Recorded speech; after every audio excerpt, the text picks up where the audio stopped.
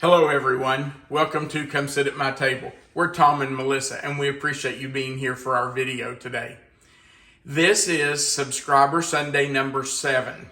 Now if you've been watching our videos, you know that on Sundays we've been doing recipes that were sent to us from subscribers. And this is our 7th Sunday to do a subscriber recipe. We have really enjoyed having these recipes from around the country and trying new things. And I'm going to tell you, so far, everything we have tried has been wonderful.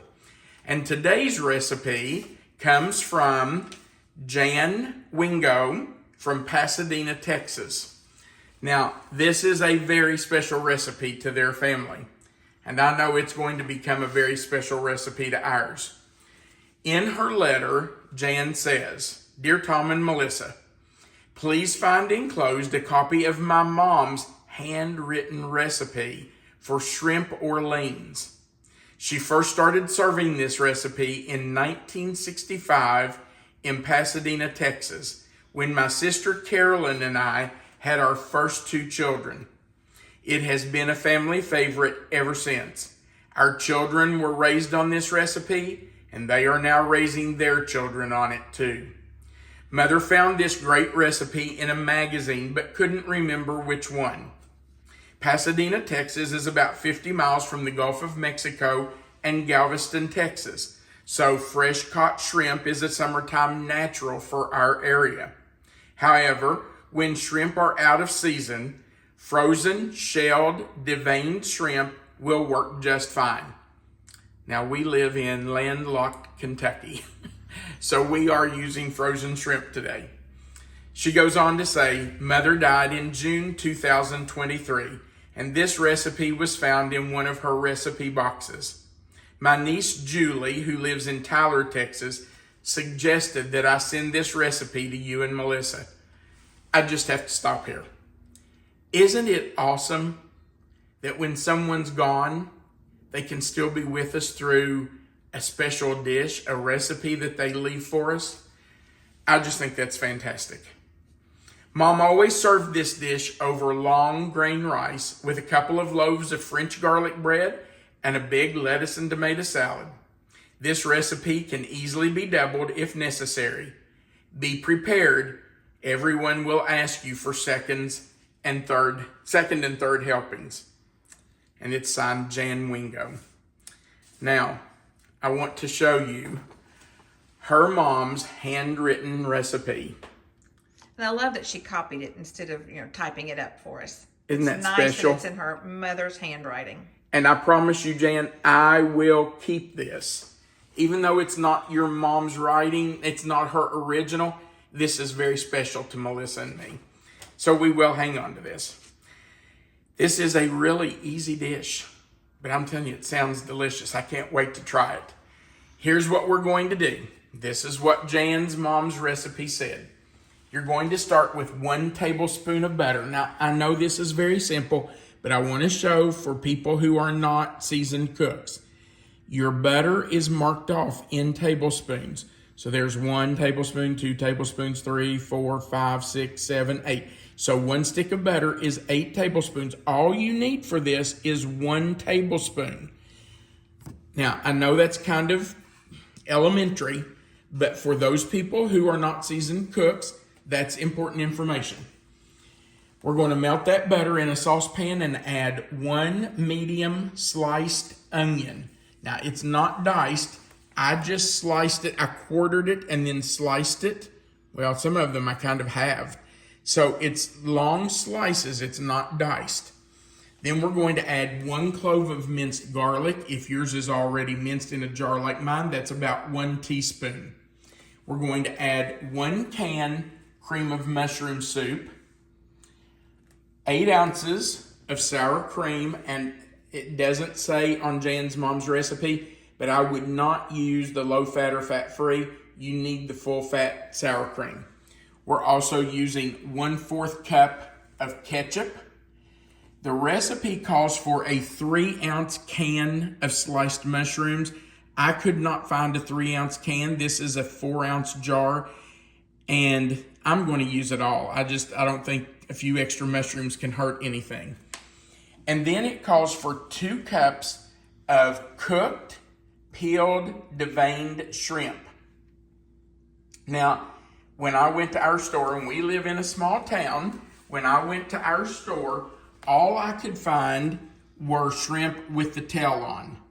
And I'm pretty sure that Jan's mom never left the tail on when she made this dish. So I did thaw these and then took the tails off. So they are ready to use. It literally took me maybe 2 minutes at the most to pull the tails off there. So that's very simple. If you can't find cooked, peeled, deveined shrimp without the tails, just buy them with the tails on and pull them off. The important part is to make sure you get cooked shrimp that has been peeled and deveined. You want to make sure it's already cleaned. You don't want to have to do that. Okay, so I'm going to turn our heat up on our stove, and I have already melted a tablespoon of butter in my skillet, and I'm just going to add the onions to that butter and let those start to cook. That's going to take a few minutes. While that's cooking, oh, by the way, the recipe says not to brown the onions, just to cook them until they're soft and translucent. So we're just going to sweat them down a little bit, really. You don't want to cook them too hard or too high because you don't want them browned. You just want them softened. Okay, so let's just spread those out some so they can cook. There's a great big piece. I'm going to break that up. Okay, so let's let those start to cook. And while those are cooking, I'm going to mix in my bowl. I'm going to move my shrimp over here out of the way and the mushrooms. In my bowl, I'm going to mix, nope, this goes in with the, sorry, I missed this. This goes in with the onions. So I'm just going to put that in with those. Okay. Takes about 1 second for that to start smelling nice. I know, it smells so good already. Okay, in our bowl, we're going to stir together our can of mushroom soup. And we want to make sure we get all of that out of there. We want all of it.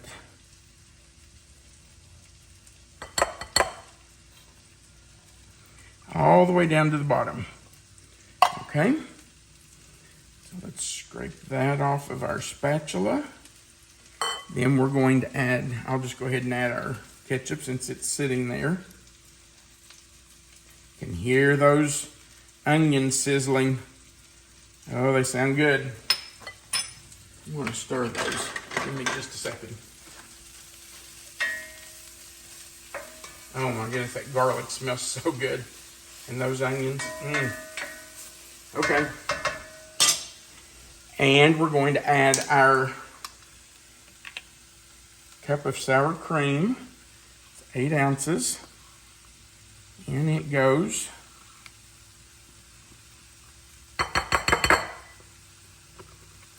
And now we're just going to whisk all of that together. Get everything out of the way here. Scrape off my spatula a little bit. Because we don't want to waste any of that if we can keep from it.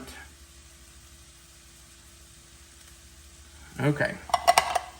And we're just going to whisk this together.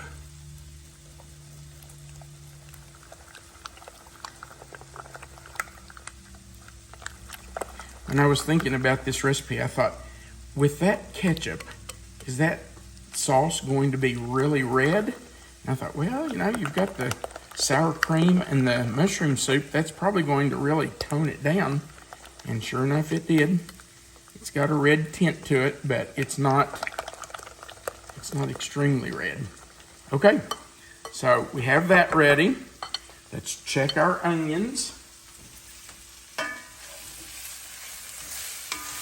They are fine. So we're going to let those fry until they are translucent and wilted. You can see that our onions have kind of wilted and they are translucent, so they are just about ready. And we're going to turn our fire all the way to low. Actually, it already was. We're going to add the sauce.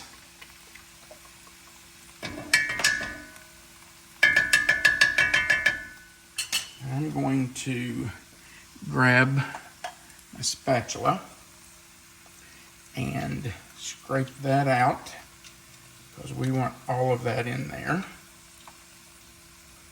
Ooh, that's a lot. And I scraped all that out of there.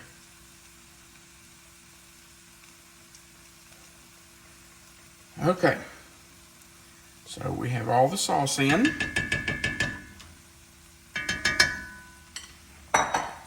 Let's just stir that in. And I'm sure the heat is going to thin that out.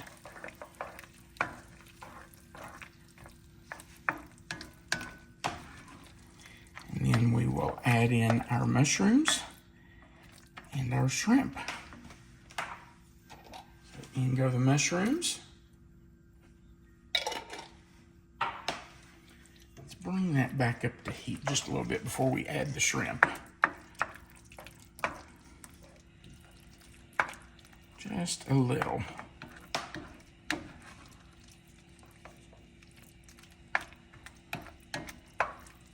And now, let's add in our shrimp. All of them in the pot.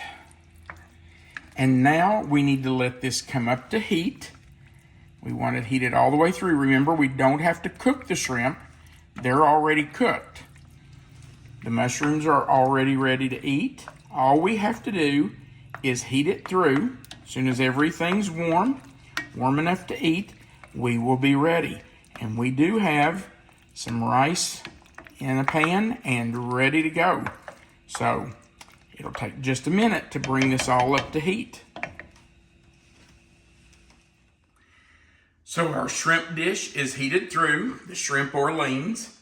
It smells wonderful. I'll just tell you, I had to go outside while it was heating. And when I came back in, this house smelled amazing. It just smells delicious. So I'm excited to try this. Put just a little bit on my rice.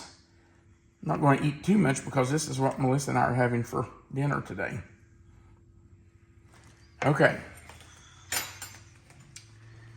I want a piece of onion and a piece of mushroom and a piece of shrimp.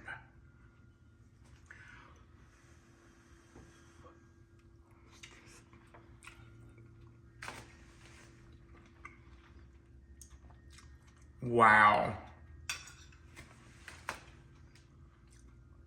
That is really good.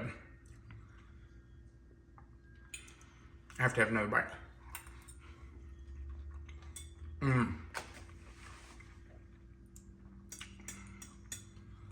This is so simple. But that sauce is delicious. And that was just 3 things, right? Soup, sour cream, and ketchup. Really easy. I will tell you one thing I would do that was not in the recipe. I think to serve it, I would sprinkle a little fresh chopped parsley on top of it, just to give it a little green, give it a little color on top. I think that would be really pretty. So this is delicious. I think you would love it if you try it. That is really good. I can't really taste the ketchup, but it does have a hint of sweetness. That had to come from the ketchup. I can taste just a little bit of the sour cream. I really don't get the mushroom soup taste. That's excellent. For 3 ingredients, wow. That's really good. Okay. If you would, we would appreciate you going right below the video and giving us a thumbs up, clicking that share button and sharing this to your own channel so your friends and family know about our videos. And if you haven't already, we really would appreciate you clicking that subscribe button. the little notification bell beside of it and the word all. That just subscribes you to our channel and allows YouTube to send you a notification every time we put on a new video. And for those of you who have subscribed, we really do appreciate you. We appreciate you sticking with us and watching our videos. And for those of you who've been with us since the beginning, there are no words to say thank you. Remember that right under the video where you see the title of this dish, if you'll click in that box somewhere, that box will expand. Inside that box, Melissa always puts the written recipe. That way you don't have to write it down as we go. It's always right there for you, and our contact information is at the bottom of that box right under the written recipe. And then, of course, there are comments under that. There's a place for you to leave a comment if you'd like. We love reading your comments, so feel free to leave us a comment. Thank you again for watching our video. And thanks to Jan. Oh, Jan and her niece who suggested she send it. Thank you so much for sending that in. We really do appreciate everyone who has sent recipes. So thank you, Jan. Remember, you are always welcome to come sit at my table. Have a great day.